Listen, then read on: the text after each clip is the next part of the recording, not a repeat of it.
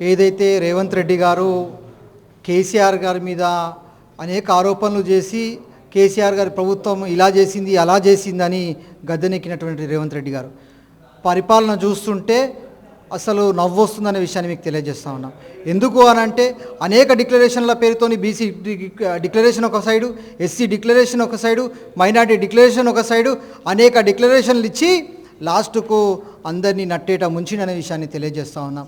ఈరోజు ముఖ్యంగా తెలంగాణ రాష్ట్రంలో అనేక మంది రియల్ ఎస్టేట్ మీద కానివ్వండి అనేక వాటి మీద ఆధారపడి ఉంటే ఈరోజు ఘోరమైన పరిస్థితి ఈరోజు ఉందనే విషయాన్ని తెలియజేస్తూ ఉన్నాం.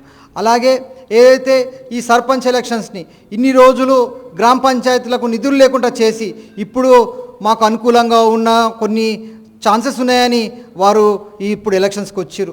అది కూడా కోర్టు మొట్టికాయలు వేస్తే ఎలక్షన్స్కి వచ్చారు అనే విషయాన్ని తెలియజేస్తున్నాం. బీసీ డిక్లరేషన్లో ఏదైతే బీసీలకు న్యాయం చేస్తా అని చెప్పి ఏదైతే స్వీట్లు పంచుకొని నీ బీసీ సంఘాలను మభ్యపెట్టిండో రాబోయే రోజులలో బీసీలందరూ కూడా తగిన గుణపాఠం చెప్తారనే విషయాన్ని తెలియజేస్తున్నాం.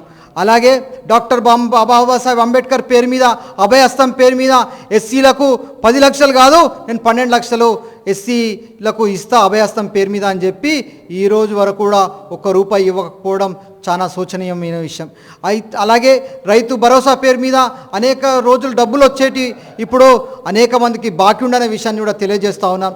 ముఖ్యంగా ఏవైతే గురుకులాలలో అధ్వానమైన పరిస్థితి ఉంది, బిల్లులు కట్టలేక హాస్టళ్ళు ఖాళీ చేసే పరిస్థితి ఉంటే బెదిరిస్తున్నారు అనే విషయాన్ని తెలియజేస్తూ ఉన్నాం.